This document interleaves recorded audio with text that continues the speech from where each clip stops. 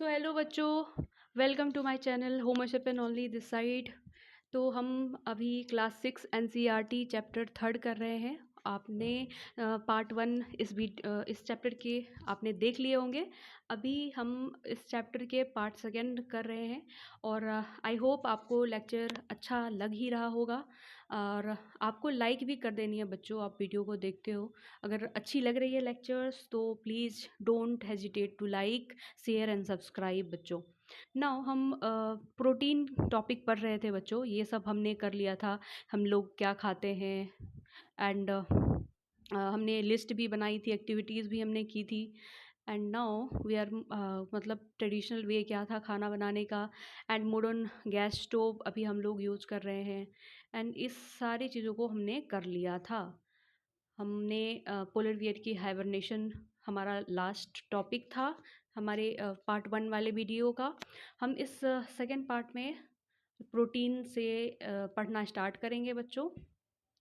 तो कुछ इस तरह से हमने प्रोटीन के पैराग्राफ को निकाल लिया है। आई होप आप सभी के सामने एनसीईआरटी क्लास 6 की टेक्स्ट बुक आपके सामने रखी होगी और आप प्लीज़ जितने भी इम्पोर्टेंट लाइंस आती हैं आप उसे अंडरलाइन ज़रूर कर लें, क्योंकि एग्ज़ाम के टाइम पे वो काफ़ी हेल्प करेगा। और नोट्स भी साथ साथ आप बनाते रहें बच्चों, क्योंकि it is also the important part of our study बच्चों।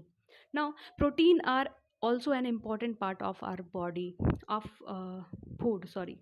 तो हमें ये जानकर काफ़ी ज़्यादा कह सकते हैं ये हैरानी होगी कि इतनी सारी फूड कंपोनेंट्स हमारे फूड जो हम लोग डेली लाइफ में हम लोग फूड खाते हैं उसमें पाई जाती है। तो उसमें मोस्टली 5 to 6 ऐसे फूड कंपोनेंट्स होते हैं जो काफ़ी इम्पोर्टेंट कंपोनेंट्स होते हैं, like fat, vitamins, carbohydrates, protein and many others kind of components is very important for our body growth। तो हम उसमें से प्रोटीन के बारे में अभी पढ़ रहे हैं। तो प्रोटीन हम लोग जानते हैं कि ये हमारे भोजन का सबसे इम्पॉर्टेंट हिस्सा है। क्यों है? क्योंकि हमारे बॉडी के ग्रोथ में ये हेल्प करता है बच्चों। Milk products and pulses are good source of protein. हम लोग ये जानते हैं कि मिल्क प्रोडक्ट्स और जो दालें हैं वो हमें बहुत ज़्यादा मात्रा में खानी चाहिए, क्योंकि ये ही एक बहुत ही अच्छा स्रोत है प्रोटीन का। इससे हमें प्रोटीन इनटेक हमें हमारे बॉडी में मिलती रहती है। हमने कई बार ये सुना है कि स्पोर्ट पर्सन जो होते हैं उन्हें प्रोटीन की ज़रूरत होती है बहुत अच्छी क्वांटिटी में, क्योंकि बच्चों उसे ना बहुत हैवी हैवी काम करने होते हैं, दौड़ने होते हैं उनसे बच्चों। उन्हें ना कई सारी ऐसी रिफ्लेक्सेस देनी होती है तुरंत। तो उसके लिए ना बच्चों काफ़ी मात्रा में प्रोटीन की ज़रूरत होती है। तो protein gets people get proteins from plant as well as animal. हमें प्रोटीन कहाँ कहाँ से हमें मिलती है बच्चों? तो प्लांट से भी हमें प्रोटीन मिलती है और एनिमल से भी हमें प्रोटीन मिलती है।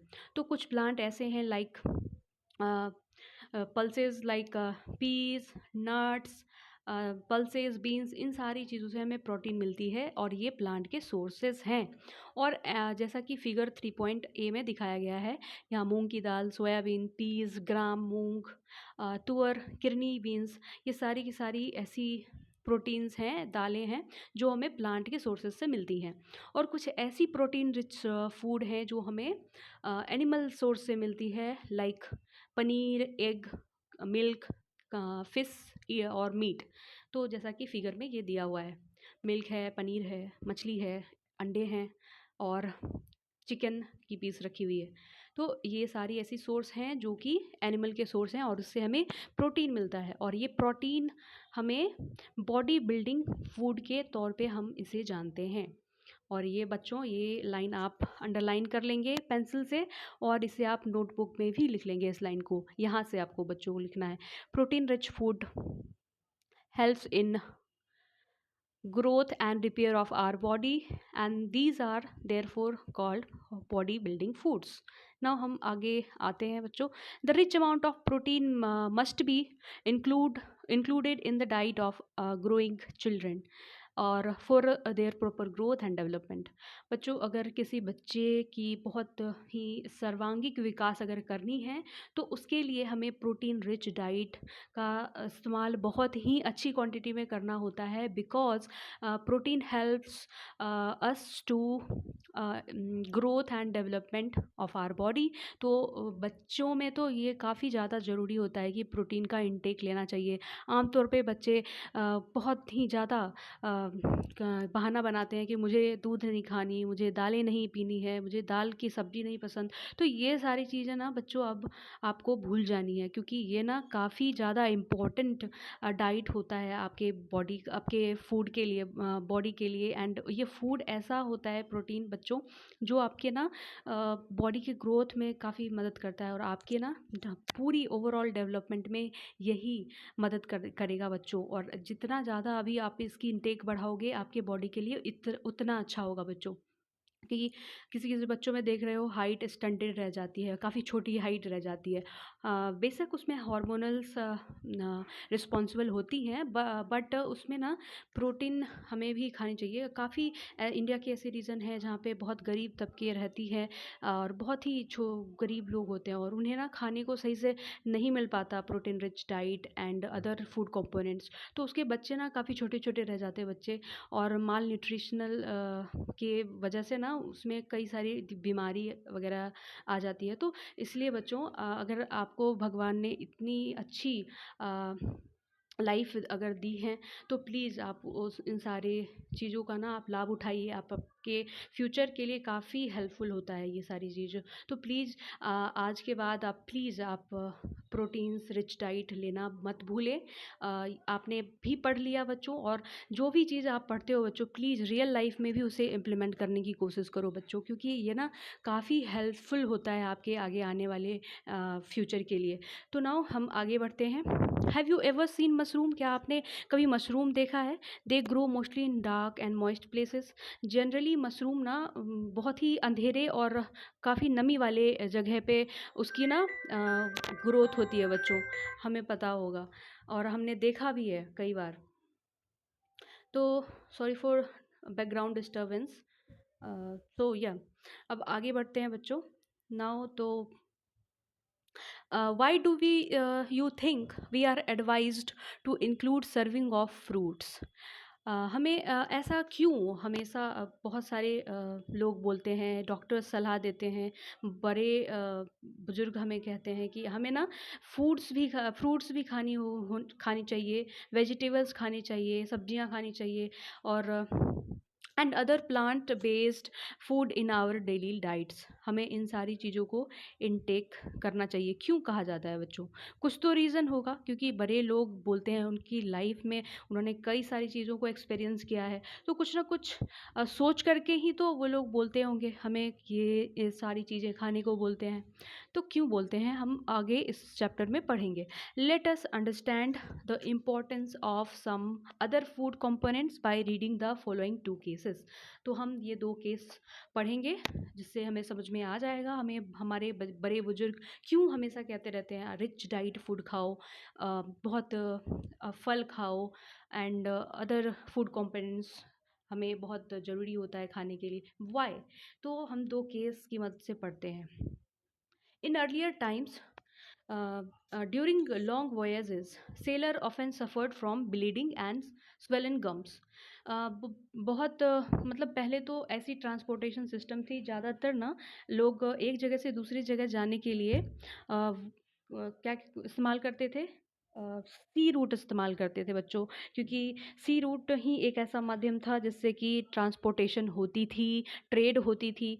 तो कई सारी वोयाजेज़ होती थी, समुद्री यात्राएं होती थी। सेलर्स उस पे ना नाविक नाव चलाकर उस पे आते थे, कई सारे ट्रेडर्स ट्रेड करने के लिए एक जगह से दूसरी जगह।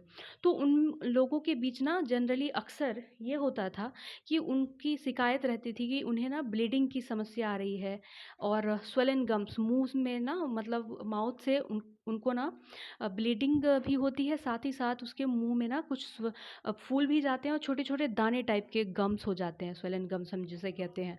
तो ये ना 1746 के टाइम की बात है। स्कॉटिश फिजिशियन जेम्स लिंड ने ये ध्यान दिया, ऑब्जर्व किया कि seller who consumed lemon and oranges recovered from these symptoms.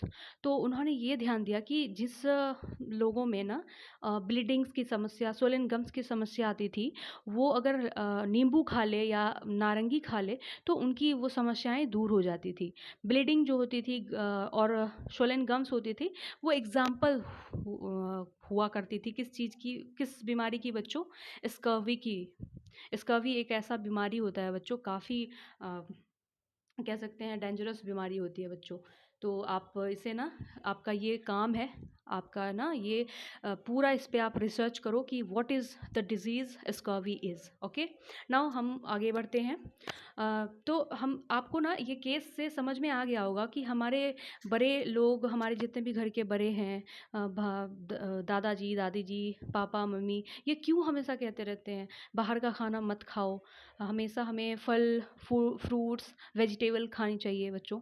आप देख लो कि लेमन खाने से, ऑरेंज खाने से इनकी बीमारी ठीक हो गई। तो बच्चों हमें ना डेली लाइफ में हमें रोज़ फ्रूट्स वेजिटेबल्स इनटेक करने ही चाहिए। तो अब आगे बढ़ते हैं। What do you interpret? आपको क्या इससे इस रिजल्ट आपको सामने आता है? क्या आपने इसके बारे में इंटरप्रेट किया केस वन को पढ़ के? What cures scurvy? क्या लगता है कि ऐसा क्या था जो स्कर्वी जैसी बीमारी को क्योर कर दिया, उसको ठीक कर दिया? Lemons and oranges helps in curing scurvy. Lemon और ऑरेंज एक ऐसा फ्रूट था जो उनकी जो स्कर्वी बीमारी थी उसको उन्होंने ठीक कर दिया।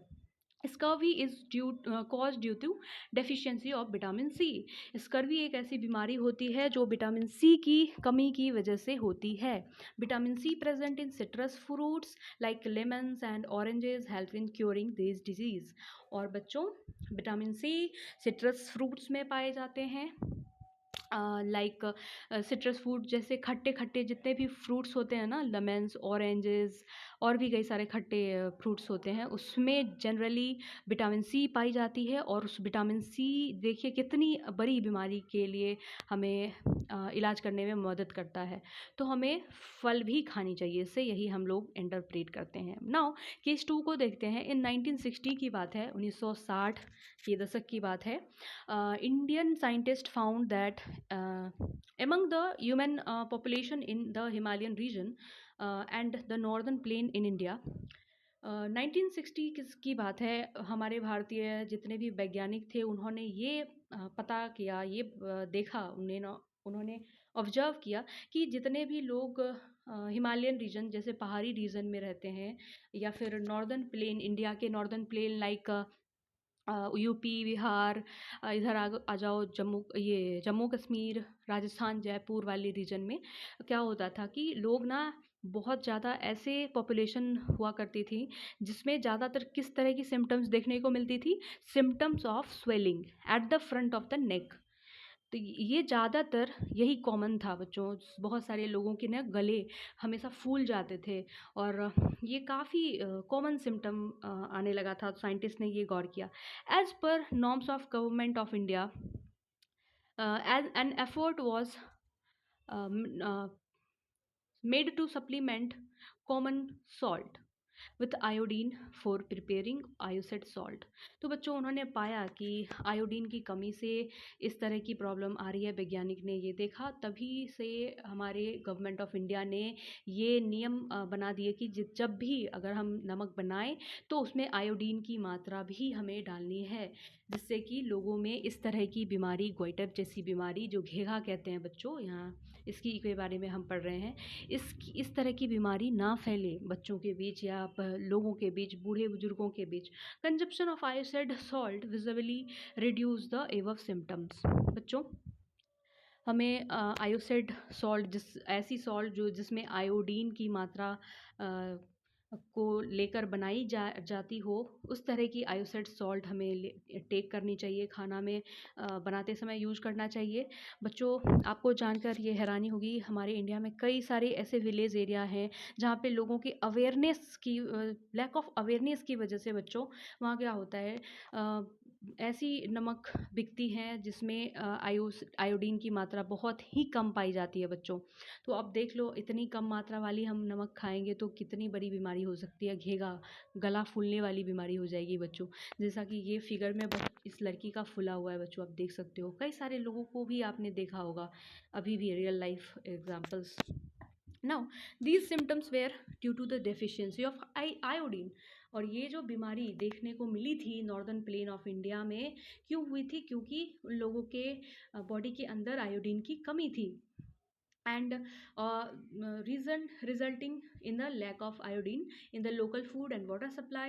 Swelling at the front of the neck is a symptom of disease goiter। और ये डिजीज किस चीज़ की सिम्टम को शो करता है? गोइटर जैसी डिजीज की सिम्टम को शो करता है।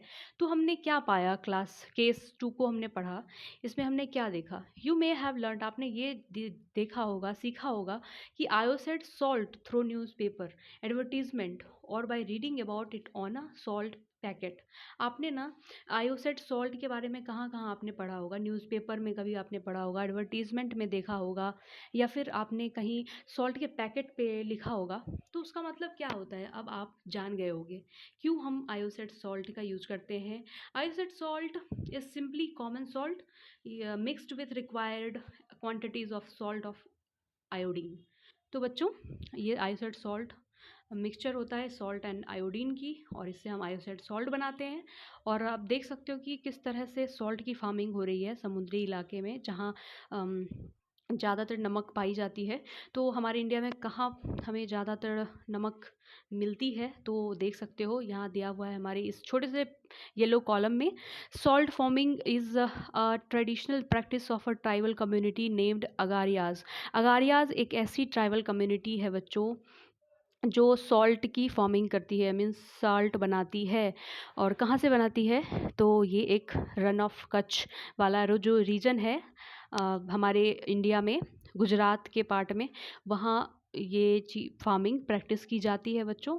और फॉर 8 मंथ जितने भी अगारियाज कम्युनिटी के लोग होते हैं वो 8 महीने इतनी गर्मी इलाके में रहकर नमक बनाते हैं बच्चों, और बहुत ही कड़ी मेहनत के साथ हमें इतनी अच्छी और बीमारी से बचने वाली चीज़ हमें बनाकर हमें देती है। तो अगारियाज कम्युनिटी का धन्यवाद हमें कहना चाहिए। और अब आगे बढ़ते हैं बच्चों। How would you find more about other food components that protect our body from various diseases. अब हम कैसे ये पता लगाएं कि जितने भी फूड कंपोनेंट्स हैं वो हमें हमारी बॉडी कि बहुत सारी डिजीजेस से हमें बचाएंगी। तो लेट अस कंडक्ट ए सर्वे, हम एक सर्वे कंडक्ट करते हैं बच्चों। स्टडी द चार्ट गिवन 3.5, हमने जो 3.5 के टेबल में हमने ये फिगर में देखा था, उस चार्ट को ना पढ़ना है, उससे पहले दिया हुआ है बच्चों। तो उसमें ना एक्सप्लोर करना है आपको ये एक्सप्लोर करना है। ये जैसा कि 3 पॉइंट चार्ट ये इसमें दिया हुआ है, ये आप देख सकते हो। उसमें ना आपको ध्यान से पढ़नी है इस चार्ट को, ठीक है? अब मैं ऊपर के पैराग्राफ को पढ़ के बता देती हूँ आपको। Find out more sources of vitamins and minerals, also understand the symptom of diseases cause by the lack of these food components. तो बच्चों, आपको ना ये चार्ट पढ़ के ऐसे कई सारे फूड कंपोनेंट्स के बारे में पता करनी है जिसमें और भी अलग अलग kind of minerals and vitamins पाए जाते हों, और ये भी समझने की कोशिश करनी है कि ऐसी कौन सी सिम्टम्स हैं और उस सिम्टम की वजह से ऐसी कौन सी डिजीज़ होती है और किस चीज़ के कमी की वजह से होती है, यानी किस फूड कंपोनेंट्स की कमी की वजह से वो बीमारी होती है। ये हमें पता करनी है इस चार्ट को पढ़ के। नाउ विजिट योर नाइबरहुड, आपको आपके पड़ोसी में जाना है और इंटरेक्ट करना है उन सारे लोगों के साथ, और find out if any individual so the symptom listed on the chart. और आपको पड़ोस में जाके ये पता करनी है कि ये इस चार्ट में जो दिए गए जो हैं इसमें इंफॉर्मेशन है, तो इसके बारे में तो बच्चों आपको ये इन्वेस्टिगेशन करनी है आपके पड़ोस में जाके। Correlate this symptom with their diet and identify the deficiency disease. और आपको ना उसके डाइट को मैच करके ये ना बतानी है कि उन्हें किस तरह की डेफिशिएंसी या डिजीज़ हैं। उसके सिम्पटम के आधार पे। Now suggest the possible cause for symptoms, observe and changes required in the diet for improvement. और आपको ना ऐसे कारण बताने हैं उस पर्टिकुलर काइंड ऑफ सिम्टम्स जो आपको उसके शरीर में दिखती हैं और क्यों हो रही है उसके बॉडी में इस तरह की सिम्टम। जो आपके पड़ोस में आप जो गए थे, किसी इंसान को किसी खास तरह की बीमारी थी, आपने पता लगाया, कुछ लक्षण दिखा जिसमें आपने ये ऑब्जर्व किया कि हाँ, इनके बॉडी में ना ऐसी लक्षण है, तो हो सकता है इस तरह की फूड कंपोनेंट की कमी हो, इस वजह से हो रही हैं। तो आपको ना वैसी आपको सजेशन दे कर के ना उन्हें आगे की फर्दर इन्वेस्टिगेशन के लिए ना डॉक्टर सजेस्ट कर देना चाहिए और उन्हें बता देना चाहिए कि आपको हॉस्पिटलाइज होने की ज़रूरत है या दवा खाने की ज़रूरत है। सो नाउ हम बच्चों इस चार्ट को पढ़ते हैं। जैसा कि हमें दिया हुआ है vitamin A, vitamin B, vitamin C, D, calcium, iodine, iron, इन सारे फूड कंपोनेंट्स के बारे में हमें बताए गए हैं। उसके फंक्शंस क्या होते हैं। विटामिन ए के फंक्शन है कि वो हमारी आँख और स्किन को हेल्दी रखता है। सम सोर्सेज, और ये विटामिन ए किस किस स्रोत से हमें मिलती है। पपाया में हमें विटामिन ए मिलता है और कैरेट में हमें विटामिन ए मिलता है, मैंगो में, मिल्क में। अब बच्चों देखो, कई सारी ऐसी सोर्सेज हमें दिखने को मिलेगी और जनरली वो बच्चे ना, जो छोटे छोटे बच्चे होते हैं, जो आपकी उम्र के होते हैं, वो जनरली इन सारी खाना को खाने से ना मना करते हैं कि मैं ये फ्रूट क्यों नहीं खाऊंगा, मैं ये सब्जी नहीं खाऊंगा। तो देखो बच्चों, कितनी अच्छी फूड कंपोनेंट्स हमारे उन सारे पर्टिकुलर काइंड ऑफ फूड में हमें मिलता है। तो ना नहीं करना चाहिए वेजिटेबल्स एंड फ्रूट्स को खाने के लिए। नाउ अब आते हैं किस तरह की डिज़ीज़ हो जाती है अगर हम पपाया ना खाएं, कैरेट ना खाएं, मैंगो ना खाएं, मिल्क ना खाएं, तो किस तरह की बीमारी हो सकती है। हमें देखने में परेशानी हो सकती है बच्चों। इसलिए अगर हमें आँख को हमेशा ठीक रखना है तो बच्चों विटामिन ए हमेशा इनटेक करनी चाहिए, पपाया खानी चाहिए, कैरेट खानी चाहिए, मैंगो एंड मिल्क। नाउ हम कैसे पता लगाएंगे कि किसी पर्टिकुलर इंसान के बॉडी में विटामिन ए की कमी है। तो सबसे पहले उसे दिखना बहुत कम दिखेगा। लॉस ऑफ विजन, उसकी आँखें की जो रोशनी है उन्हें कम दिखेंगी और अंधेरे में ना जनरली उन्हें कम दिखेगी। रात में उन्हें हो सकता है ब्लाइंडनेस, मतलब दिखे ही ना, दिखना ही बंद हो जाए, कंप्लीट लॉस हो जाए विज़न का। तो इस तरह की प्रॉब्लम आ सकती है विटामिन ए की कमी की वजह से। अब आते हैं विटामिन बी 1 पे। तो इसकी फंक्शन क्या है। ये हमारे हार्ट को हेल्दी रखता है और सपोर्ट करता है हमारे बॉडी को, किस चीज़ के लिए, बहुत सारे काम को करने के लिए हमारी बॉडी में। नाउ ये विटामिन बी 1 किस किस सोर्सेज से हम ले सकते हैं। तो लेग्यूम्स, नट्स, दालें, नट्स, बहुत सारे ड्राई फ्रूट्स होते हैं, वॉलनट्स होते हैं, और होल ग्रेन्स, जितने भी मतलब आप कह सकते हो कि जितनी भी अनाजें हैं, अनाज जो उगती है हमारे खेत में, उसमें विटामिन बी 1 पाई जाती है। कई सारे सीड्स होती है, pumpkin seed and milk and products, इन सारी चीज़ों में विटामिन बी पाई जाती है। और विटामिन बी की कमी से वेरी वेरी डिजीज़ होती है बच्चों। और सिम्टम क्या होता है। स्वेलिंग, टिंगलिंग और burning sensation in feet and hand, trouble in breathing. तो विटामिन बी के बारे में भी हमने पढ़ लिया। नाउ हम आते हैं विटामिन सी में। तो हेल्प क्या करता है बच्चों, फंक्शन क्या होता है विटामिन सी का। हमारे बॉडी में ना कई सारे बीमारी से लड़ने में काम आता है, जैसा कि हमने पहले भी पढ़ा था, ग्वाइटर एंड स्कर्वी जैसी बीमारी को ठीक करने में। ग्वाइटर नो, सॉरी बच्चों, वो तो आयोडीन की कमी से होता है।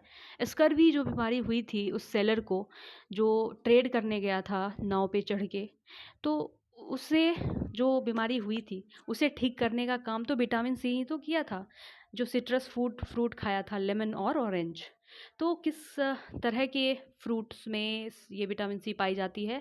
जनरली ये आंवला में बहुत अच्छे अमाउंट में पाई जाती है विटामिन सी, गुआवा में पाई जाती है, ग्रीन चिली में पाई जाती है विटामिन सी, जो हरी मिर्च होती है, नारंगी में एंड नींबू में बच्चों। और विटामिन सी की वजह से कैसी बीमारी होती है, स्कर्वी बीमारी होती है। और ब्लीडिंग गम्स, जैसे कि मैंने बताया था, मुंह से ब्लीडिंग गम्स होना एंड छोटे छोटे दाने हो जाना, स्लो हीलिंग ऑफ वाउंड्स, और बहुत ही स्लो स्लो किसी भी इंसान में अगर जो कि स्कर्वी से पीड़ित है, उसकी जो अगर कहीं पे भी घाव लग जाए ना, चोट लग जाए, तो उसकी घाव बहुत जल्दी नहीं भरती, बहुत लेट से उसकी बढ़ती है। तो ये सिम्पटम देख कर के हम समझ सकते हैं, हो सकता है इसके बॉडी में विटामिन सी की कमी हो। तो आप बच्चों देखो, आप 6th क्लास में ही एक डॉक्टर की तरह बिहेव करने लगोगे अगर आप इस तरह के सिम्पटम को याद कर लो और इस तरह के विटामिन्स की लिस्ट को याद कर लो, तो आप आसानी से बता दोगे कि हाँ, इसके बॉडी में इस तरह की डिजीज़ है बच्चों। और नाउ हम आते हैं नेक्स्ट पार्ट पे, विटामिन डी के बारे में पढ़ते हैं। ये क्या करता है, इसका क्या फंक्शन होता है विटामिन डी का? Helps body absorb calcium for bone and teeth health. Vitamin D हमारे हड्डियों और दांत को मजबूत करने में काफ़ी मदद करता है। और ये ना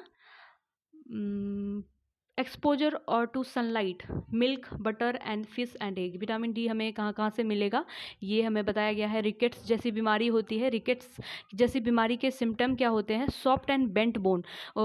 जिसमें ना रिकेट की बीमारी होती है ना, उसके ना जो हड्डियाँ होती है वो काफ़ी मुड़ जाती हैं बच्चे, चाहे हाथ की हड्डी हो, कोहनी की हड्डी हो या घुटने की हड्डी हो ना, वो काफ़ी टेढ़े मेढ़े हो जाते हैं। तो उसमें रिकेट्स की बीमारी होती है और उसे हम कह सकते हैं इसके शरीर के अंदर विटामिन डी की कमी है। अब आते हैं कैल्शियम पे। कैल्शियम हमारे हड्डी और दांत को मजबूत करने में मदद करता है। और ये कैल्शियम हमें कहाँ से मिलेगी, किस सोर्स से मिलेगी? तो दूध में मिलेगी and soya milk. Soya milk मैं आपको बता दूं बच्चों, सोया मिल्क आपने सोयाबीन खाई होगी, तो सोयाबीन की जो सीड होती है उससे ना सोया मिल्क बनाई जाती है। कर्ड में, दही में, चीज़ में एंड पनीर में बिट कैल्शियम की मात्रा अत्यधिक होती है। और इससे मैं कैसे बताऊं कि हाँ, किसी को कैल्शियम की कमी है? तो बोन और टूथ में ना देखोगे आप, डिके होना स्टार्ट हो जाता है बच्चों। और अब ऐसी कौन सी सिम्टम है जिससे हम ये पता लगाएं कि हाँ, इसके बॉडी में कैल्शियम की कमी है? तो उसकी ना हड्डियाँ कमज़ोर हो जाएगी एंड टूथ डिके करेगा, मतलब सड़ने गलने लगेगा और दांत झड़ने लगेगा, ऐसा कुछ सिम्टम हमें दिखने लगता है। नाउ आयोडीन पे आते हैं। आयोडीन हमें हेल्प करता है फिजिकल और मेंटल एक्टिविटीज़ को करने में। और सीवीड जैसी सोर्सेस के थ्रू हमें आयोडीन की मात्रा मिलती है। चेस्टनट, सिंघाड़ा जैसी जो फ्रूट होती है। सिंघाड़ा मैं बता दूं बच्चों, ये ना जिस तरह से समोसा का शेप होता है ना, जस्ट लाइक दैट शेप हम सिंघाड़ा जनरली उसकी शेप में ही देखते हैं। और वो जनरली डार्क पर्पल कलर का होता है और उसके ऊपर ना 3-4 कांटे होते हैं बच्चों। तो वो एक बहुत अच्छा सोर्स होता है आयोडीन का। और आयोसेट सॉल्ट तो है ही बच्चों, जो नमक आयोडीन की मात्रा को डालकर बनाई गई होती है। और आयोडीन की कमी की वजह से गॉइटर जैसी बीमारी होती है। और सिंघाड़ा जनरली बच्चों बिहार में ना, जब छठ की पूजा होती है ना, उसमें आप देखते होंगे पर्पल कलर की ना वो सिंघाड़ा छोटे छोटे ट्रायंगल शेप में वो आपको दिखती होंगी, तो वो सिंघाड़ा होता है बच्चों। वो पानी फल उसको कहा जाता है। जनरली ये कई सारे भारत के नॉर्दर्न एरिया में बहुत सारी क्वांटिटी में ये बिकता हुआ दिखता है बच्चों। जनरली अगर आप दिल्ली जाओ तो दिल्ली में तो और भी ज़्यादा बिकते हैं ये सिंघाड़ा जैसे फल। Selling at the front of the neck. और ये ना बच्चों ग्वाइटर क्या करता है, कैसे हम इसके सिम्टम को पहचानें? किसी का गला देखोगे काफ़ी ज़्यादा फूल जाता है उसका गला, तो वो ना ग्वाइटर जैसी, घेघा जैसी बीमारी के लक्षण होते हैं। अब हम आते हैं आयरन पे। आयरन की कमी से क्या होती है? जनरली आप सुनते होंगे कि महिलाओं को ना आयरन की कमी ज़्यादा होती है, या फिर महिलाओं को आयरन की टैबलेट ज़्यादा खानी चाहिए। क्यों खानी चाहिए, इसके बारे में हम अभी देखते हैं और पढ़ते हैं। Important components of blood. क्योंकि बच्चों आयरन इम्पोर्टेंट कंपोनेंट होता है हमारे बॉडी में, जो ब्लड फ्लो करती है ना, उसमें काफ़ी ज़्यादा वो जो हीमोग्लोबिन आप देखते हो ना, उसमें आयरन जैसी, मैग्नीशियम जैसी जो है ना एलिमेंट्स पाए जाते हैं। तो वो ज़्यादा होती है ना, ऑक्सीजन को एक जगह से दूसरी जगह ना वो काम करता है। किस चीज़ के लिए मदद करता है? Transformation of blood and with oxygen जो होता है बच्चों, वो हमें पूरी बॉडी में पहुंचाने का काम करता है। एनीमिया, इसके लक्षण और बीमारी अब हम उसके बारे में पढ़ते हैं। आयरन की कमी की वजह से एनीमिया जैसी बीमारी हो सकती है, खून की कमी हो सकती है बच्चों। और इसमें लक्षण क्या होता है बच्चों? वीकनेस बहुत ज़्यादा। ये जनरली देखोगे लड़कियों में ये बीमारी बहुत कॉमन होती है, एनीमिया जैसी बीमारी। बिकॉज आप जानते हो, अभी तो आप क्लास 6 में पढ़ रहे हो बच्चों, लेकिन अब इन सारी टॉपिक्स को डिस्कस करना is not very same full. Okay बच्चों, आपको सेम फुल फील बिल्कुल भी नहीं करना है। आप जानते हो लड़कियों को ना मंथली पीरियड्स आते हैं बच्चों, खून की लॉस होती हैं 4 to 5 डेज़। वो काफ़ी ज़्यादा ब्लड को अपने बॉडी से मतलब ऐसी कुछ सिस्टम होती है, कुछ प्रोसेस होता है, वो आगे चल के आप पढ़ोगे। मेंस्ट्रुएशन हम इस प्रोसेस को कहते हैं बच्चों। उसके थ्रू ना ब्लड बहुत रिलीज होता है लड़कियों की बॉडी से मंथ में। तो इसकी वजह से ना कई सारे लड़कियों के अंदर ना एनीमिया जैसी बीमारी का ये लक्षण देखने को मिल जाता है, और सांस लेने में भी कठिनाई दिखती है। तो इस तरह की बीमारी को एनीमिया कहा जाता है। और ये ऐसा नहीं है कि सिर्फ लड़कियों में ही ऐसी बीमारी हो, लड़कों में भी हो सकता है। इट्स ऑल, मतलब किसी भी जेंडर में ये बीमारी हो सकती है जिसके अंदर खून की कमी होती है, आयरन की कमी होती है। नाउ, हमने इस चार्ट को बहुत ही अच्छे तरीके से हमने पढ़ा। तो अब आते हैं हम नेक्स्ट पार्ट पे कि you have learned about vitamin. आपने vitamin A, B, C, D के बारे में पढ़ लिया। अब मिनरल्स की बारी आती है। मिनरल्स कहाँ से मिलेगी? कैल्शियम, आयोडीन और आयरन। ऐसी बहुत सारी टाइप्स मिनरल जो होती हैं वो हमें फूड कंपोनेंट्स के हिस्से में और उसके दायरे में आती है, जो हमारी बॉडी को किस चीज़ से प्रोटेक्ट करती है? कई सारे डिफरेंट डिजीज से। But how can we difference okay बच्चों, but how can we overcome vitamin and mineral deficiency disease और डिसऑर्डर? बच्चों, हमने तो ये देख लिया कि हाँ, इस तरह की विटामिन की कमी से ऐसी बीमारी होती है, मिनरल की कमी से इस तरह की बीमारी हो सकती है। लेकिन इन सारी बीमारी से हम कैसे बचें, कैसे क्योर कर सकते हैं, कैसे ओवरकम कर सकते हैं, नाउ हम उसके बारे में पढ़ेंगे। इससे पहले आप ये ध्यान से देख लें, papaya, milk, carrot, mango and protein के सोर्सेस एंड सब्जियां, कुछ दाल, दूध, सब चीज़ रखी हुई हैं, है ना? तो आप इससे ना अच्छे से देखें, पढ़ने की कोशिश करें एंड ऑब्जर्व करें। Now, food components that provides energy. ऐसी फूड कंपोनेंट्स जो हमें ऊर्जा प्रदान करती है, सपोर्ट ग्रोथ, जो हमें ग्रोथ में मदद करती है, helps repair and protect our body from diseases. और ऐसी फूड कंपोनेंट्स जो हमें हमारी बॉडी को कई सारी बीमारी से प्रोटेक्ट करती है, तो and maintain various bodily function are called nutrients. तो बच्चों, इसे हम न्यूट्रिएंट्स कहते हैं। ऐसी फूड कंपोनेंट्स जो हमें ऊर्जा दे, हमारी बॉडी को ग्रोथ दे, हमें रिपेयर करने की कोशिश करे अगर किसी तरह की घाव या वॉन्ड हो, चोट लग जाए, या फिर हमें हमारी बॉडी को कई सारी बीमारियों से प्रोटेक्ट करे। हमारे इस तरह की फंक्शंस को करने वाले फूड कंपोनेंट्स को हम न्यूट्रिएंट्स कहेंगे। सो न्यूट्रिएंट्स की इस डेफिनेशन को आप प्लीज़ अंडरलाइन कर लें एंड नोटबुक में भी ज़रूर लिख लें। The major nutrients in our food includes carbohydrate, proteins, fats, vitamins and minerals. ये 5 तरह की ऐसी फूड कंपोनेंट्स हैं that are very important for our body के डेवलपमेंट एंड ग्रोथ में। Vitamin and minerals are also called protective nutrients. Vitamins और minerals को हम प्रोटेक्टिव न्यूट्रिएंट्स भी कहते हैं। क्यों कहते हैं, आपको भी समझ में आ ही रहा होगा, क्योंकि बच्चों विटामिन्स और मिनरल्स ऐसी कंपोनेंट्स हैं जो हमें कई सारे बीमारियों से बचाती है। दैट इज़ वाई हम इसे प्रोटेक्टिव न्यूट्रिएंट्स कहते हैं। And this nutrients protect our body from diseases. और इस तरह की न्यूट्रिएंट्स हमें कई सारी बीमारियों से बचाती है एंड कीप अस हेल्दी, हमें हमेशा स्वस्थ रखती है। Your parents may have advised you to have milk. आपके माता पिता हमेशा कहते होंगे, बेटा दूध पी लो, इससे ना बॉडी की ग्रोथ होती है। ग्रीन वेजिटेबल्स खाएं आप लोग, फ्रूट्स खाओ एंड होल ग्रेन्स रेगुलरली हमें खाने चाहिए, हमें हमारे पेरेंट्स रोज़ समझाते हैं। और these food items are some sources of vitamins जैसा कि फिगर 3.6 में दिया हुआ है, and minerals. Although vitamins and minerals are required in small amounts and they are essential to keep our body healthy. और इस तरह की vitamins और minerals हमें हमारे बॉडी के लिए ना बहुत ही कम ही मात्रा में लेनी चाहिए, बट ये ना काफ़ी ज़्यादा हमें हमारी बॉडी को ना हेल्दी रखने में मदद करता है। What differences do you observe in raw and cooked vegetable? आप किस तरह के डिफरेंसेस को आप देखते हो जो कच्चे वेजिटेबल होती हैं और जो ऐसी वेजिटेबल जो बहुत पूरी तरीके से पक जाती है? Have you ever notice that vegetable sometimes lose their bright colour? आपने ये देखा होगा कि जो ऐसी वेजिटेबल होती हैं जो मम्मी पका देती होंगी काट के, तो उसकी जो कलर ना थोड़ी सी हल्की हो जाती है, फेड हो जाती है।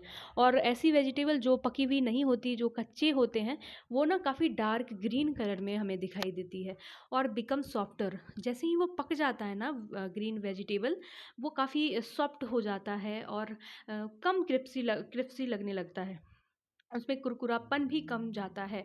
Some nutrients like vitamin C and others are lost during cooking due to high heat. और कुछ ऐसी विटामिन जैसे विटामिन सी होती है, वो जनरली हाई फ्लेम में पकाने की वजह से सब्जियों की विटामिन सी खत्म हो जाती है। Would it not be wise to include fruits and uncooked vegetables? क्या आपको ऐसा नहीं लगता कि ऐसे मतलब जितने भी हमने ये न्यूट्रिएंट्स हमने जैसे विटामिन सी जैसे फ्रूट्स और अनकुक्ड वेजिटेबल्स हम लोग जो अपने डाइट में इंक्लूड करते हैं, वो हम वैसे नहीं इनटेक करना चाहिए जैसे हम कुक्ड मैनर में हम लोग खाते हैं? यानी कि हमें ऐसे वेजिटेबल्स जिसमें विटामिन सी की मात्रा पाई जाती हो, उसे ना पकाने नहीं चाहिए, ज़्यादा बेहतर हो। क्योंकि उसे पकाने से विटामिन सी खत्म ही हो जाएगी, तो देन उसे खा के क्या फ़ायदा होगा? नाउ हम लोग वॉशिंग कट और पील्ड वेजिटेबल एंड फ्रूट्स में also result in the loss of some vitamins. और हमने ये भी जानने की कोशिश की है कि हम किसी वेजिटेबल को ना पकाने से पहले हमें उसे अ, अच्छी तरह से धोना नहीं चाहिए। अगर धो दोगे तो सारी विटामिन्स उससे निकल ही जाएगी, तो फिर खा के जो हम लोग खाएँगे उसका कोई फ़ायदा नहीं होगा। इससे बेहतर है हम पहले ही उसे धो लें, देन फिर उसे काटें, तो उसमें जितने भी इंक्लूडेड विटामिन्स हैं वो हमेशा बरकरार रहेंगी और हमें खाने से फ़ायदे भी देगी। Now however it is highly recommended that all fruits and vegetables be thoroughly washed before consumption. हमने ये देख लिया। नाउ अब ये कुछ बच्चे डिस्कशन कर रहे हैं आपस में।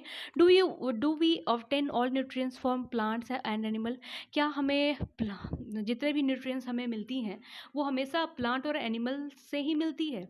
तो मेडू ये जो मिस्टी हैं वो कहती है नहीं मेडू, न्यूट्रिएंट्स जैसे कि सॉल्ट हैं वो हमें रॉक से भी मिलती हैं, सी वाटर से भी मिलती हैं। ज़रूरी नहीं है जितने भी न्यूट्रिएंट्स होते हैं बच्चों वो हमें प्लांट और एनिमल से ही मिले। हमने ये भी पढ़ा कि जो अगारियाज कम्युनिटी के ट्राइब होते हैं जो रन ऑफ कच्छ में काम करते रहते हैं, उन्होंने क्या किया था, नमक को कहाँ से निकाला था? सी वाटर से निकाला था ना, आपने जैसा फिगर में देखा था, नाव पे चढ़ के और वो समुद्र के पानी में नमक को निकाल रहे थे। और कुछ पत्थरों में, जैसे कि आप काला नमक खाते हो ना, उसमें वो जनरली रॉक से ही निकाले जाते हैं वैसे salt. Now also vitamin D can be naturally obtained from किससे? सन से बच्चों। विटामिन डी की मात्रा सनलाइट से हमें बहुत मिलती है। और अगर बच्चों किसी में विटामिन डी की कमी हो, उसे कुछ नहीं बच्चों, बस आप जाओ, ठंड के मौसम में और भी ज़्यादा बेहतर होता है, आप जाओ 10 मिनट 15 मिनट रहो और आपको विटामिन डी की मात्रा आपकी बॉडी में फिल हो जाएगी बच्चों। नाउ हम अब फ्रूट्स और वेजिटेबल के बारे में पढ़ते हैं। Fruits and vegetables are rich in dietary foods dietary fibers. Let us see how dietary fibers are beneficial for us. तो अब देखते हैं कि हमने तो फ्रूट और वेजिटेबल्स के बारे में हमने पता किया, देखा, समझा कि इसमें बहुत ही ज़्यादा मात्रा में डाइटरी फाइबर्स होते हैं। तो अब देखते हैं कि ये जो डाइटरी फाइबर्स होते हैं कैसे हमारी बॉडी के लिए बेनिफिशियल होते हैं, इसके बारे में समझने की कोशिश करते हैं। In addition to essential nutrients our body needs dietary fibres and water. अगर हमें बॉडी में और भी ज़्यादा एक्स्ट्रा अमाउंट ऑफ न्यूट्रिएंट्स हमें डालनी है, तो हमें ज़्यादा से ज़्यादा मात्रा में हमें फ़ाइबर और वाटर कंटेन करनी चाहिए। डाइटरी फ़ाइबर्स हम उसे रफेज़ के नाम से भी उसे जानते हैं, रफेज़ बच्चों। आप इसके बारे में आपने कई बार सुना होगा कि फ़ाइबर्स की मात्रा ज़्यादा लेने से कई सारी ऐसी स्टमक रिलेटेड प्रॉब्लम्स होती हैं, वो हमें नहीं होती है और काफ़ी अच्छी तरीके से वो रिमूव हो जाती है हमारे बॉडी से। रफेज फाइबर कॉन्स्टिपेशन जैसी बीमारी से हमें मदद करती है, कॉन्स्टिपेशन नहीं होने देती है अगर हम फूड में ज़्यादा इसे खाएं तो। Do not provide any nutrients to our body. जो रफेज जो होती है वो हमारी बॉडी को कोई किसी तरह की न्यूट्रिएंट्स प्रोवाइड नहीं करती है, बल्कि they are an essential component of our food. ये हमारे फूड की ना बहुत महत्वपूर्ण कंपोनेंट है। इसके वजह से ना क्या होता है, they help our body to get rid of undigested food and ensure smooth passage of stool. ये हमें किस चीज़ में मदद करती है, स्टूल जो पास करते हैं, स्क्रीट करते हैं ह्यूमन बींग्स, उसके स्क्रीशन में स्टूल बहुत ही स्मूथली उसके पेट से निकल सके, इसमें हमें फाइबर्स बहुत ही अच्छे से हमें मदद करती है। रफेज ऐसी फूड की कंपोनेंट है जो हमें मेनली सूटेबल प्लांट्स के प्रोडक्ट से हमें मिलती है, लाइक ग्रीन लीफी वेजिटेबल से हमें मिलता है roughage fibre. And fresh fruit जितने भी होते हैं, होल ग्रेन्स होती हैं, उनसे हमें फ़ाइबर की मात्रा हमें ज़्यादा मिलती हैं और इससे खाने से हमें हमारे पेट में ना कॉन्स्टिपेशन की जो समस्याएं आती हैं, कब्ज की समस्या आती है, वो उससे हमें राहत मिलती है। Pulses and nuts are also a good source of roughage. दाल और नट्स जो होती है वो भी बहुत ही अच्छा सोर्स है नट का, ये रफेज का, फाइबर का। अब ये बच्चा ना मेढू जो है वो सवाल अपने मन में कुछ ऐसी बातें ला रहा है जो हमें पढ़ना चाहिए बच्चों।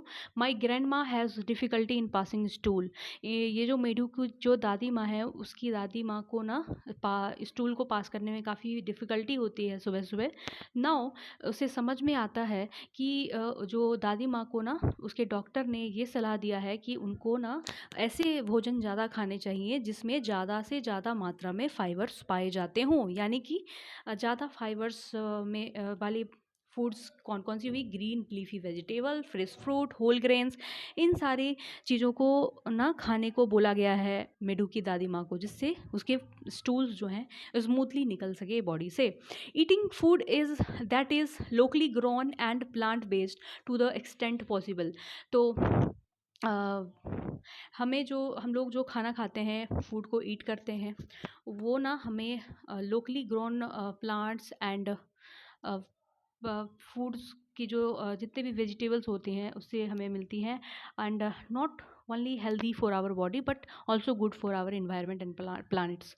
हमें ना वैसे ही फूड्स खानी चाहिए जो ना local grown foods and vegetable जो हमारे आस पड़ोस में उगती हैं या हमारे विलेजेस या हमारे लोकल एरिया में मिलती हैं, वैसे ही फूड हमें इनटेक करनी चाहिए। अब क्यों करनी चाहिए वो अभी हम पढ़ेंगे बच्चों।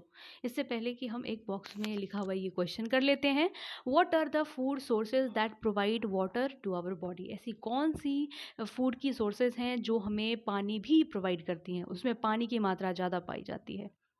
List a few of them. आपको ये काम करना है, मैं इस काम को अभी ही करके बताती हूँ बच्चों। अब आपको ये पता होगा कि क्यूकम्बर हम खाते हैं, खीरा खाते हैं या सेब खाते हैं, उसमें बताया जाता है बहुत ही अच्छी मात्रा में पानी पाई जाती है। तो इस तरह की फूड को के आइटम को ना आपको लिस्ट आउट करनी है और जानने की कोशिश करनी है कि कितनी अच्छी मात्रा में उसमें फूड की में वाटर पाई जाती है। Water is also an important essential part of our diet. पानी हमें का बहुत ही अच्छा एसेंशियल डाइट हमें ये कंसीडर किया जाता है। पानी भी हमें बहुत अच्छी मात्रा में लेनी चाहिए। ये किस चीज़ में मदद करता है, बॉडी में ना जितने भी न्यूट्रिएंट्स होते हैं उसे एब्जॉर्ब करने में मदद करता है। हमारे जो भोजन से हम जो इंटेक करते हैं उस पे कई सारे जो न्यूट्रिएंट्स होते हैं उसे एब्जॉर्ब करने में मदद करती है और ये रिमूव करती है वेस्ट को हमारी बॉडी से। जितनी भी वेस्ट होती है ना, उस वेस्ट को बॉडी से बाहर निकालने का भी काम करती है थ्रू स्वेट्स एंड यूरिन्स। पसीने की मदद से और पेशाब की मदद से, यूरिन की मदद से। We should drink sufficient water, हमें बहुत अत्यधिक मात्रा में पानी पीनी चाहिए हमेशा, रोज़। एंड कीप आवरसेल्फ हेल्दी, और हमें हमेशा अपने आप को हेल्दी रखने के लिए पानी तो पीनी ही चाहिए दोस्तों।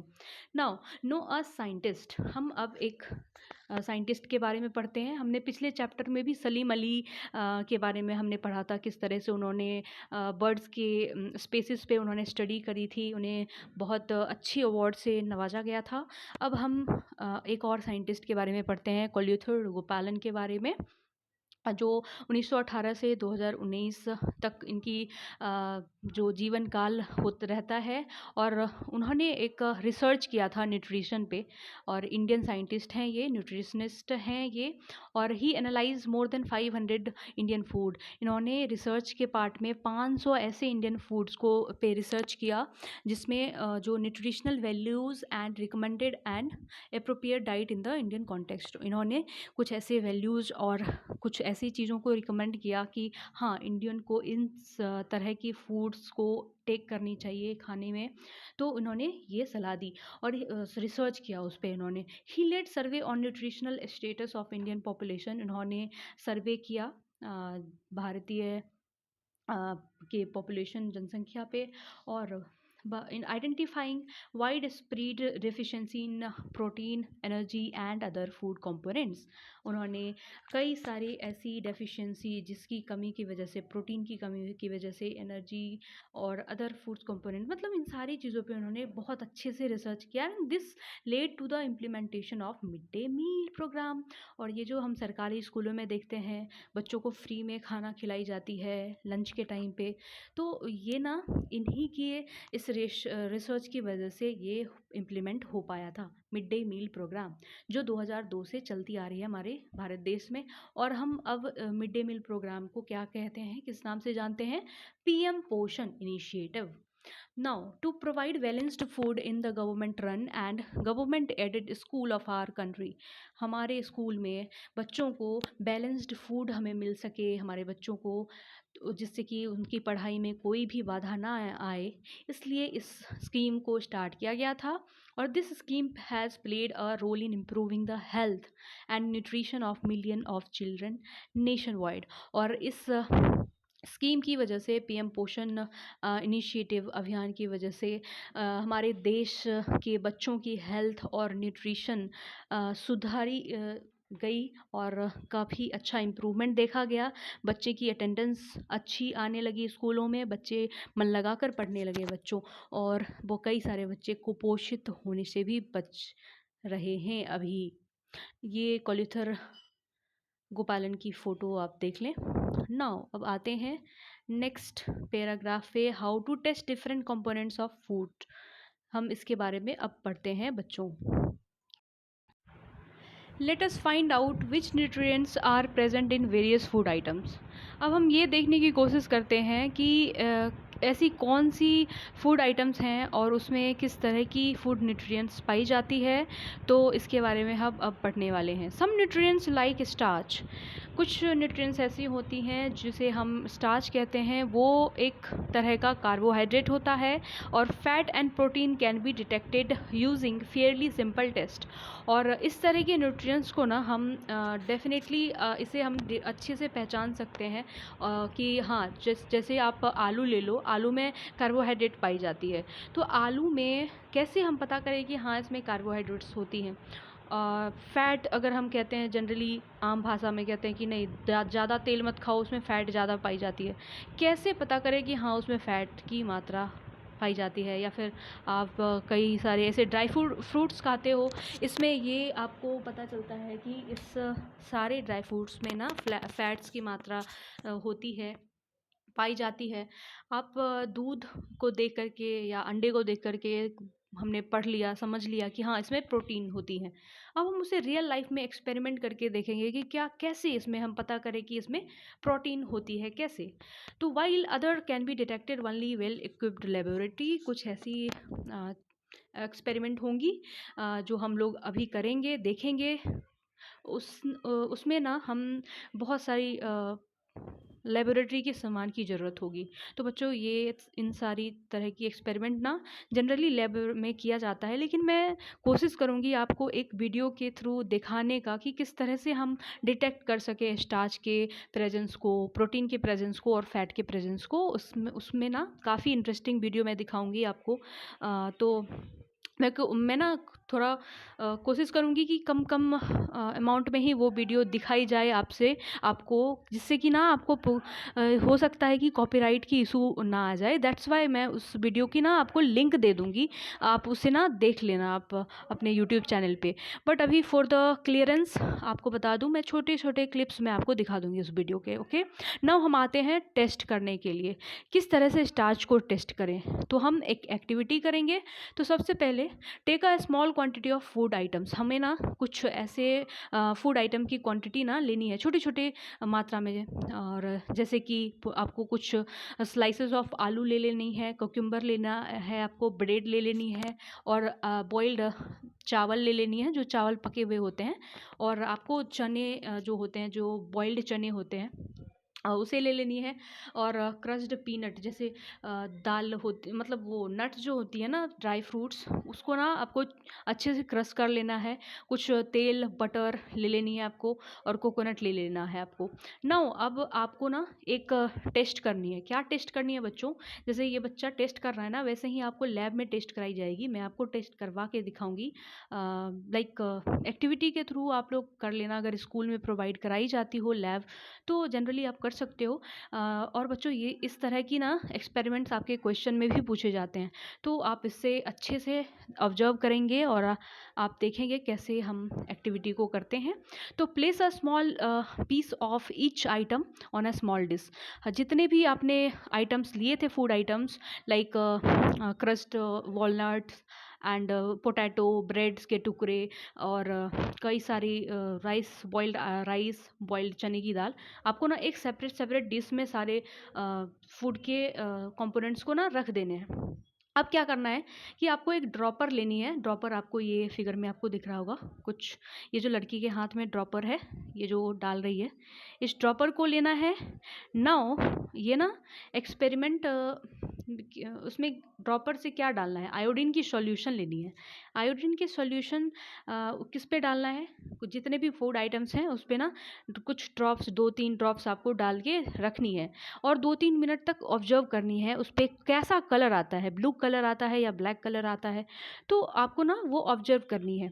देन जैसे ही आपको दिखने लगेगा कि हाँ इस पे ब्लू या ब्लैक कलर दिखने लगा है, तो वो क्या, किस चीज़ के प्रेजेंस को शो करता है कि हाँ इस पे ना स्टार्च की मात्रा ज़्यादा पाई जाती है। तो मैं एक वीडियो दिखाऊंगी। तो पहले हम ये पढ़ लेते हैं सारा, देन इन लास्ट में एक वीडियो दिखाऊंगी आपको। उसमें एक मैम जनरली उसमें ना वो प्रैक्टिकल करके दिखा रही हैं, तो आप उसे देख लेना प्लीज़।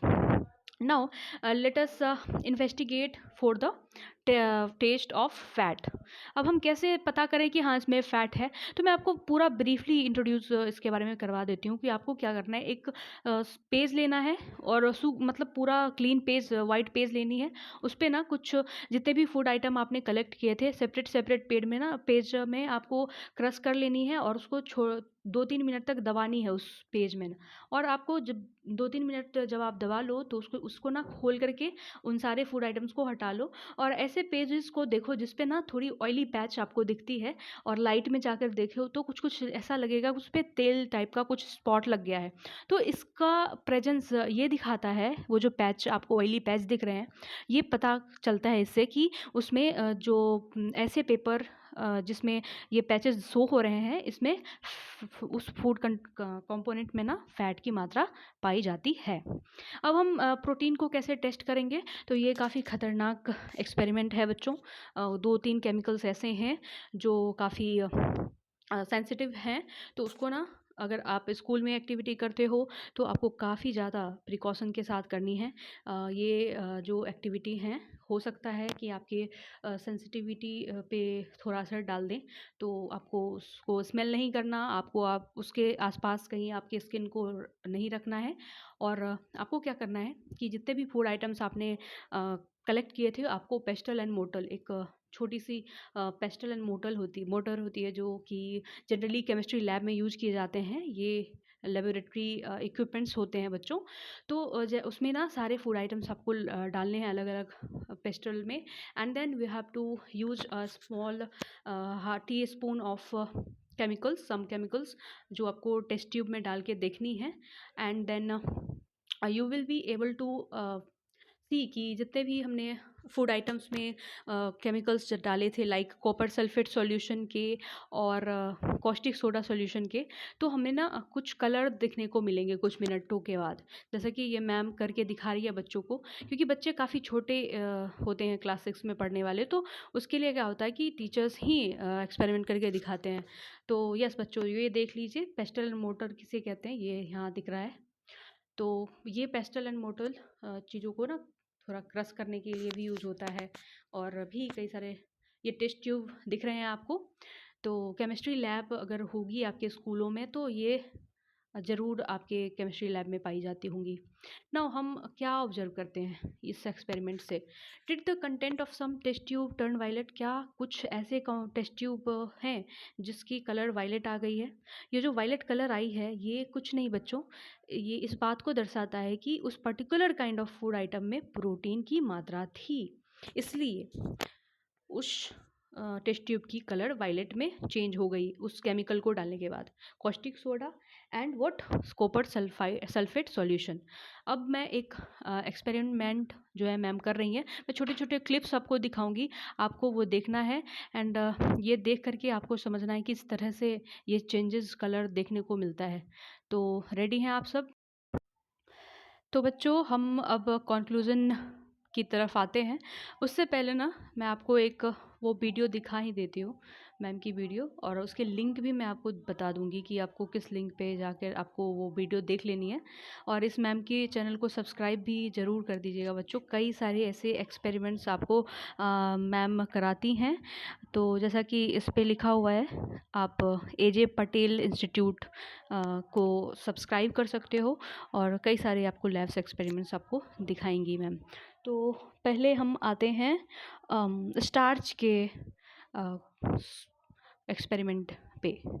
नाउ वी आर भी ब्लू ब्लैक हो गया है, दैट मीन्स के पोटैटो के अंदर भी क्या होता है, बता रही हैं, स्टार्च, और तो थोड़ा कार्बोहाइड्रेट जो वॉल्यूम है वो हाई कर एनर्जी देती गिविंग हूँ। फूड है। नेक्स्ट टेस्ट हम करेंगे प्रोटीन टेस्ट। उसके लिए हमने लिया है copper sulphate, caustic soda, milk and चने की दाल का आटा, इसके अंदर हमने पानी ऐड करके उसका सॉल्यूशन बनाया है, राइट। अब हम क्या करेंगे, मिल्क के अंदर चेक करेंगे कि मिल्क के अंदर प्रोटीन होता है या नहीं होता है। तो उसके लिए हम कॉस्टिक सोडा और जो कॉपर सल्फेट है उस अंदर भी क्या होता है, स्टार्च। यहाँ पर आप देख सकते हो जो पोटैटो है उसका कलर भी ब्लू ब्लैक हो गया है, दैट मीन्स के पोटैटो के अंदर भी क्या होता है, स्टार्च।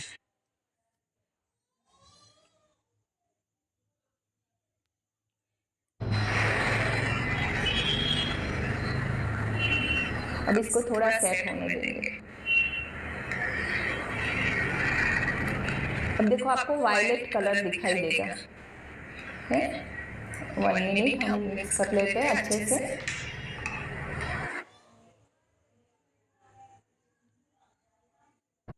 इसके अंदर ऑयल होता है तो उसके अंदर फैट होता ही है। तो आपको इसको ऐसे रब करना है पेपर के ऊपर। तो जैसा कि बच्चों आपने वीडियो में देखा, मैम एक्सपेरिमेंट करके बता रही थी, तो काफ़ी अच्छा एक्सपेरिमेंट है। आप मैम के चैनल के नाम मैंने आपको बता दिए, एजे पटेल इंस्टीट्यूट, आप उस चैनल पे जाइए और इस एक्सपेरिमेंट को बहुत ही अच्छे से देखिए, क्योंकि आप ये कई सारे एक्सपेरिमेंट ऐसे हैं इसमें जो कि लैब में करनी होंगी, काफ़ी डेंजरस केमिकल है। तो बच्चों आप देख लो, आप लोग बहुत छोटे हो तो प्लीज़ आप एक्सपेरिमेंट घर पे करना मतलब इस चीज़ को ना ट्राई करें प्लीज़। और हाँ बच्चों, फैट जो एक्सपेरिमेंट जो फैट में हमने किया था एक्सपेरिमेंट, वो काफ़ी आसान है। बस पेज लो और उसमें फैटी फूड्स को उसमें डालो और बस रब करके देख लो, हाँ उसमें फ़ैट पाई जाती है, वो काफ़ी आसान था। बट ये आयोडीन सॉल्यूशन वाली और कॉपर सल्फेट सॉल्यूशन और कॉस्टिक सोडा वाली जो थी एक्सपेरिमेंट, जिस पे हम स्टार्च और प्रोटीन को कर रहे थे एक्सपेरिमेंट, वो थोड़ा कॉम्प्लेक्स था, वो लेबोरेटरी में ही पॉसिबल है बच्चों। तो अब आते हैं नेक्स्ट पैराग्राफ की और। बैलेंस डाइट किसे कहेंगे बच्चों? Are nutritional requirement the same for everyone? क्या हम जो न्यूट्रिशन रिक्वायरमेंट हम जो खाते हैं, हम खाते हैं, हमारे बड़े बुजुर्ग खाते हैं, दादा दादी, पापा मम्मी, भैया दीदी, तो क्या सभी में same type of nutritional requirement होती हैं सभी के बॉडी के लिए? तो ऐसा नहीं है। Do you and your grandfather need the same type of या फिर सेम अमाउंट ऑफ न्यूट्रिएंट्स? तो ये आप क्वेश्चन पूछा जा रहा है हमारे बुक की तरफ से, तो ये सोचने पे तो हमें ज़रूर मजबूर कर रहा है। तो हाँ बच्चों, आप सोच सकते हो और बता सकते हो कि दादा दादी की बॉडी में ज़्यादा न्यूट्रिशन की ज़रूरत है या फिर आपकी बॉडी में ज़्यादा न्यूट्रिशन की ज़रूरत है। तो अब हम इसके बारे में पढ़ते हैं। Requirements of the type and amount of nutrients in our diet may vary according to the age. Amount of nutrients जो है वो body to body, age to age vary कर सकता है। फिजिकल एक्टिविटी आप कैसी करते हो उस पर भी डिपेंड करता है कि आपकी बैलेंस डाइट कैसी होनी चाहिए। आपकी हेल्थ स्टेटस भी ये मतलब डिटरमाइन करता है कि आपकी डाइट की लेवल, बैलेंस डाइट कैसी होनी चाहिए।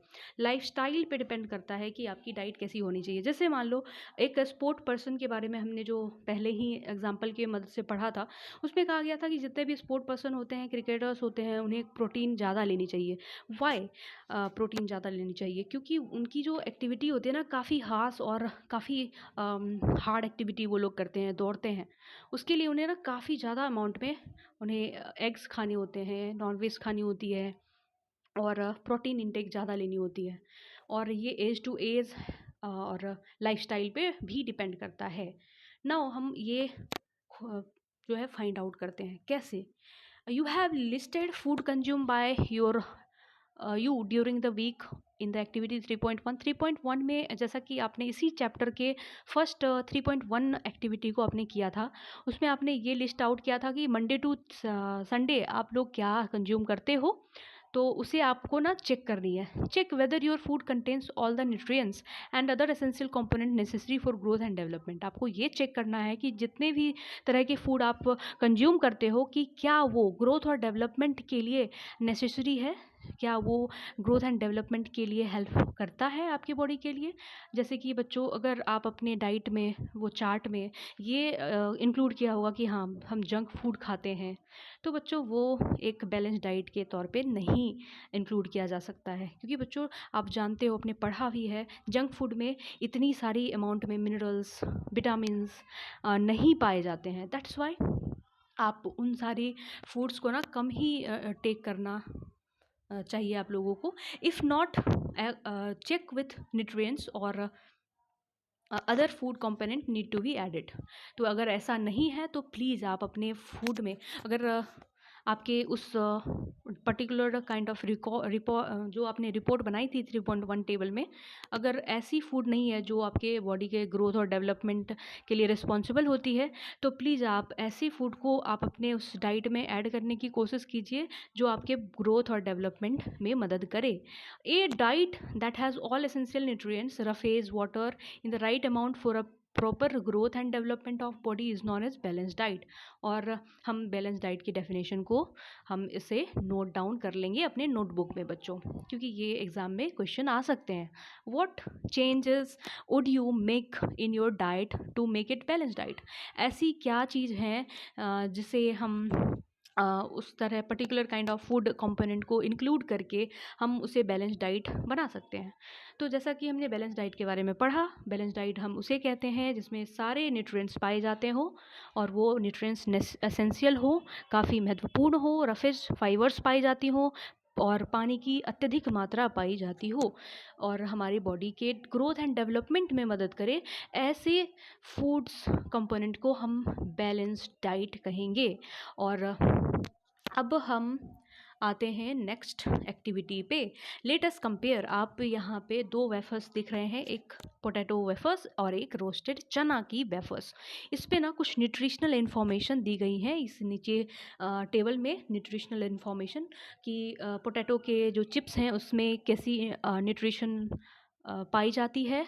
तो एनर्जी आप देख सकते हो 536 KCal मतलब किलो कैलोरीज पाई जाती हैं। और आप देख सकते हो फैट कितनी ज़्यादा है। और वहीं कंपेयर करो आप रोस्टेड चना के टेबल को, तो उस पर फैट काफ़ी कम है। तो डेफिनेटली बच्चों फ़ैट हमें बहुत कम ही खानी चाहिए। तो और कार्बोहाइड्रेट देख सकते हो कि कितनी डिफरेंसेस हैं दोनों के टेबल में। प्रोटीन 7.0 ग्राम, प्रोटीन इसमें इतनी अच्छी मात्रा में हमें मिलती है चना, रोस्टेड चना में।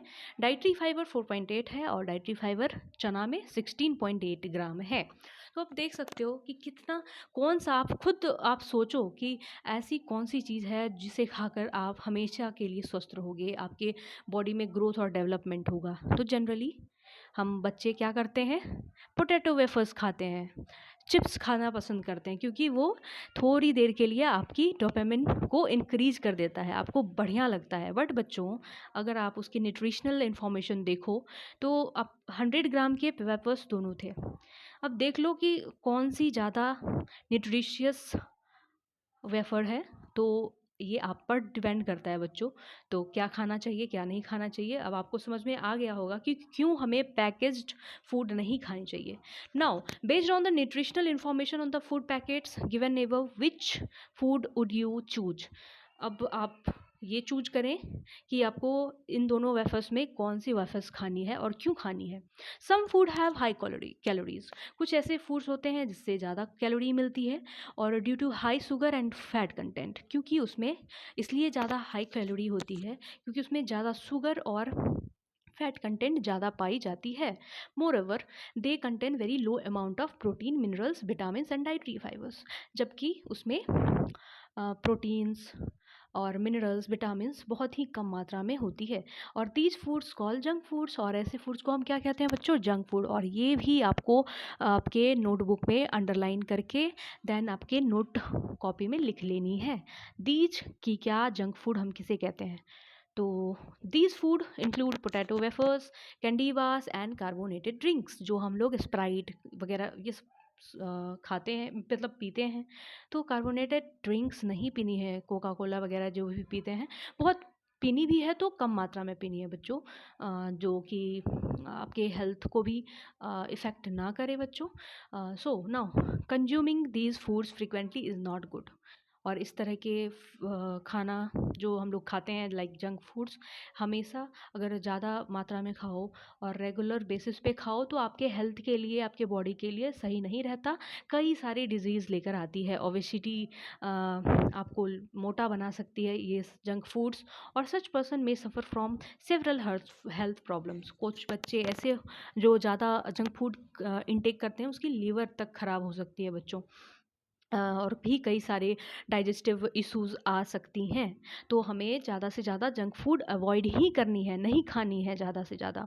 Now you should always remember doctor पोशिता के स्टेटमेंट को। आपने जब मेडू और मिस्टी के स्कूल में साइंस फेयर हुआ था, आपने याद किया होगा बच्चों कि किस तरह से पोशिता मैम ने एक स्टेटमेंट दिया था कि हेल्थ एक अल्टीमेट वेल्थ होता है बच्चों, हेल्थ ही वेल्थ है। अगर हेल्थ नहीं रहे तो हम इतनी सारी संपत्तियों का क्या करेंगे और कितनी सारी चीज़ें हम कैसे अचीव कर पाएंगे अपनी लाइफ में।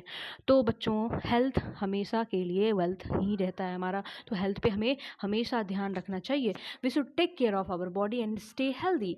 Eating a balanced diet and avoiding junk food contribute towards a healthy body. Good health is essential for leading a happy life and which is activity जो हमें यहाँ पे नीचे दिया गया है। तो हम इसे Which of the two foods you studied in activity 3.9 could be labeled as junk food? ऐसी कौन सी फूड्स थी जो आपने एक्टिविटी 3.9 में आपने इंक्लूड किया था, वो लेबल्ड किया जा सकता है एज अ जंक फूड? आपको ये पता करनी है ना।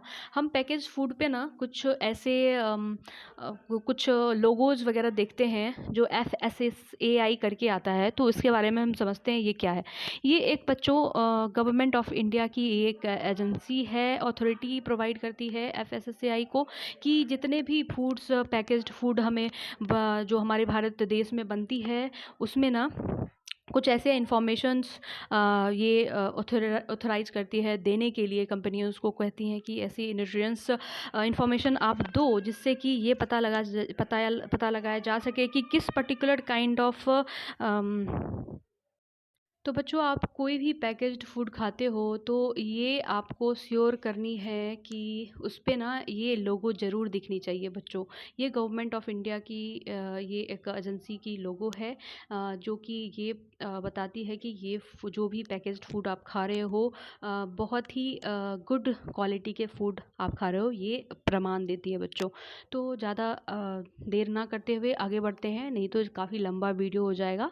नाउ मिलेट्स के बारे में हम पढ़ते हैं, कुछ ऐसे न्यूट्रिशन रिच सीरियल्स अनाज के बारे में जिसमें काफ़ी ज़्यादा मात्रा में न्यूट्रिशन पाई जाती है, पोषक तत्व पाए जाते हैं, और जनरली हम उसे मिलेट्स कहते हैं। और मिलेट्स किस किस को हम कह सकते हैं, तो जैसे कि ज्वार हो गया, बाजरा हो गया, रागी, शनवा हो गए, तो इन सारे तरह के अनाजों को ना हम मिलेट्स कहते हैं बच्चों। और आजकल जो हमारी गवर्नमेंट ऑफ इंडिया ना इन सारे मिलेट्स की प्रोडक्शन पे ना काफ़ी ज़्यादा ध्यान लगा रही है बच्चों, क्योंकि ये ना एक हमारी ट्रेडिशनल डिश मतलब ट्रेडिशनल फूड के कैटेगरी में आती थी, और इसकी कल्टीवेशन काफ़ी कम होने लगी है हमारे इंडिया में। और गवर्नमेंट ऑफ इंडिया काफ़ी ज़्यादा कई सारे इनिशिएटिव्स प्रोवाइड करती है जिससे कि किसानों को ना मदद मिल सके मिलेट्स जैसे न्यूट्रिशियस रिच सीरियल्स को उगाने में। तो अब हम आगे बढ़ते हैं। This can be easily cultivated in different climatic condition, किसी भी तरह की क्लाइमेटिक कंडीशन हो मिलेट्स वहाँ उगाए जा सकते हैं। दिस आर हाईली न्यूट्रिशियस, और ये काफ़ी ज़्यादा हाईली न्यूट्रिशियस होते हैं, ज़्यादा पोषक तत्वों से भरे होते हैं, और इसे हम मिलेट्स जनरली कहते हैं। और इसकी जितनी भी इम्पोर्टेंस पॉइंट हैं आप इसे भी अंडरलाइन करके नोटबुक में आप लिख लें। Now have you ever had food items made from this millets? क्या आपने कभी ऐसे मिलेट्स से बने हुए फूड आइटम खाए हैं? तो मिलेट्स क्या होती है बच्चों? Millets are small sized grain, बहुत ही छोटे छोटे ग्रेन होते हैं, छोटी छोटी, और ऐसा लगेगा थोड़ा थोड़ा ना वो राइस जैसी आपको ना स्वाद देगी वो। And have been an integral part of Indian diet of for centuries. कई शताब्दियों से ये ना food grains as a millets हम खाते आ रहे हैं, लेकिन अभी थोड़ी कम मात्रा में। हम ज़्यादातर फोकस कर रहे हैं या तो राइस या तो अम, मक्के पे, इन सारे फूड्स को हम ज़्यादा खा रहे हैं। And they have regained popularity due to their numerous health benefits, and they are good source of vitamins minerals like iron and calcium. और इसमें ना ज़्यादा मात्रा में आयरन और कैल्शियम की मात्रा ज़्यादा पाई जाती है बच्चों, और यही एक ऐसा कारण है जिससे हम इसे ना न्यूट्री सीरियल्स भी कहते हैं। तो इसे भी अंडरलाइन कर लेंगे। And they contribute significantly to a balance diet required for the normal functioning of our body. ये काफ़ी अच्छी प्रॉपर्टी के साथ हमें हमारी बॉडी के ग्रोथ में भी मदद करती है।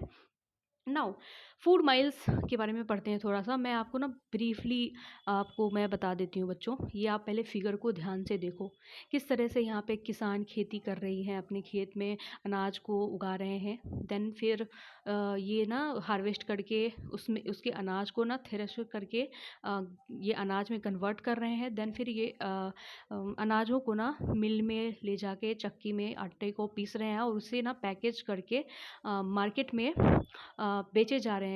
देन फिर वो हमारे प्लेट में रोटी के तौर पे हमें बन के आ जाती है। तो इस तरह से ये ना इतनी अच्छी माइल्स तय करके आती है, कहाँ से कहाँ अनाज उगाया जाता है, कहाँ हम बैठ के खाते हैं अपनी थाली में। तो बच्चों, इसमें ना सबसे बड़ा रोल हमारे किसानों का होता है। और हमारे देश में किसान दिवस भी मनाया जाता है बच्चों, तो ये आपका होमवर्क रहा है। तो आप ये पता लगाएँ कि किसान दिवस हमारे भारत में किस मंथ में मनाए जाते हैं और कितनी तारीख को मनाई जाती है। ये आपके जीके की नॉलेज को भी बढ़ाएगा बच्चों, और क्यों मनाया जाता है इसके बारे में भी आपको पता करनी है। तो काफ़ी इन्फॉर्मेटिव ये होमवर्क है आपके लिए। मैंने कई सारे होमवर्क इस लेक्चर में आपको दिए हैं, तो प्लीज़ आप करने की कोशिश करना, आपके लिए ही हेल्पफुल होगा बच्चों। नाउ हम आगे बढ़ते हैं। तो ये द एंटायर डिस्टेंस जो इतनी बड़ी दूरी तय करके आता है अनाज हमारे प्लेट्स पे, और इस तरह की ना प्रोसेस को ना हम कहते हैं फूड माइल्स। जो प्रोड्यूसर एज अ फार्मर उगाते हैं, और वो फार्मर अपने अनाज को मार्केट में लाकर बेचते हैं, और हम कंज्यूमर उसे कंज्यूम करते हैं, लेते हैं और उसका यूज करते हैं। तो that is called food miles. इसे भी अंडरलाइन करें और प्लीज़ नोटबुक में ज़रूर लिखें। Now reducing food miles is an important because it helps to cut down the cost and pollution during its transport. It helps support local farmers. हाँ, ये भी कहा जाता है बच्चों कि ये जो इतनी बड़ी दूरी है ना, इसे हमें कम करनी चाहिए, क्योंकि इतनी बड़ी दूरी तय करने के पश्चात क्या होता है कि ये काफ़ी ज़्यादा कॉस्टली हो जाता है हमारा अनाज। बट हमारे जो किसान होते हैं ना, वो बच्चों लोकल किसान के अनाज को ना कोई ख़रीदना ज़्यादा नहीं पसंद करता। वो पैकेज्ड फूड को मतलब कंज्यूमर ज़्यादा प्रेफर्ड करते हैं। इस तरह की चीज़ों से ना क्या होता है कि किसानों को ना कम मुनाफा मिल पाता है, जिससे कि ना किसानों को मतलब ज़्यादा फ़ायदा नहीं मिलता। इसलिए लोकल फार्मर्स को सपोर्ट करने के लिए बच्चों, और अ, उन्हें ना इंसेंटिवाइज़ करने के लिए थोड़ा-सा मदद भी कर सकते हैं हम। क्या कर सकते हैं कि अगर लोकल फार्मर कुछ उगा रहे हैं, तो प्लीज़ आप उनसे भी खरीदने की कोशिश कीजिए बच्चों। वो काफ़ी रीज़नेबल प्राइस में आपको चीज़ों को देते हैं। और क्या होता है, जब ट्रांसपोर्टेशन होती है ना फूड की, एक जगह से दूसरी जगह, तो ट्रांसपोर्टेशन कॉस्ट में जो कॉस्ट आई वो तो ठीक है, लेकिन क्या होता है कि पॉल्यूशन भी उतना ही क्रिएट हुआ ना बच्चों।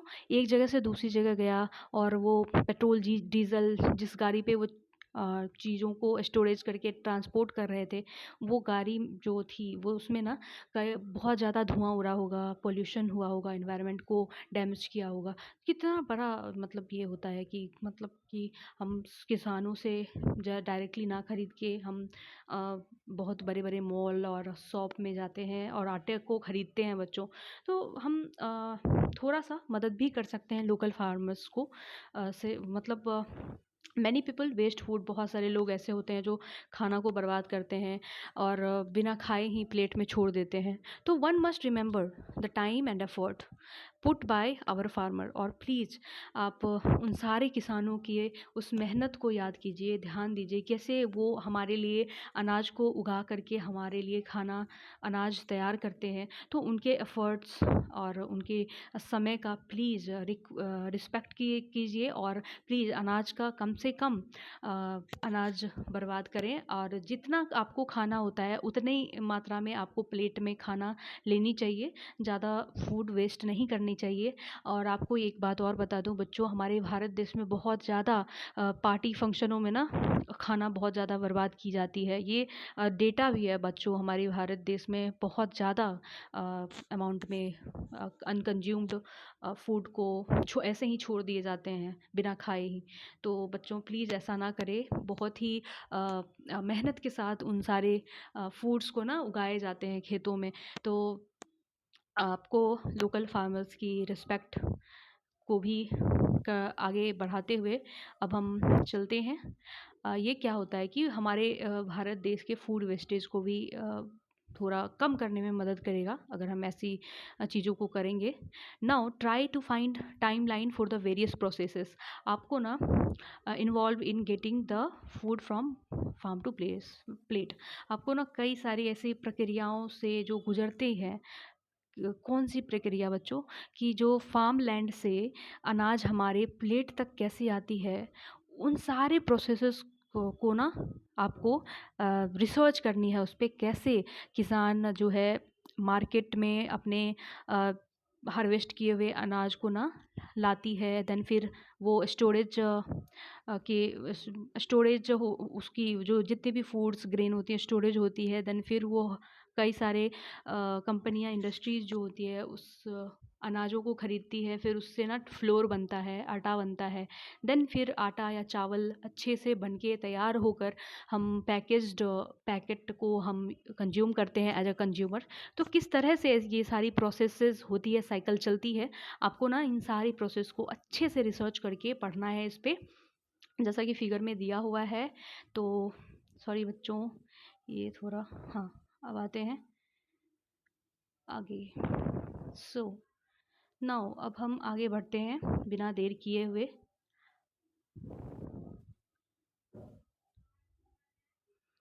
तो ये चैप्टर अब ख़त्म होने ही वाला है, तो पढ़ते हैं क्या इसने में ना। एक लास्ट लाइन में eat healthy, share and respect food, support local producer के बारे में एक बहुत ही अच्छा लाइन दिया हुआ है कि आपको ना खाना बहुत ही हेल्दी खानी है और लोगों के बीच शेयर करनी है और खाने को रिस्पेक्ट करनी है और सपोर्ट करनी है लोकल प्रोड्यूसर को। तो कुछ कीवर्ड्स हैं एंड देन आपको ये क्वेश्चन करनी है।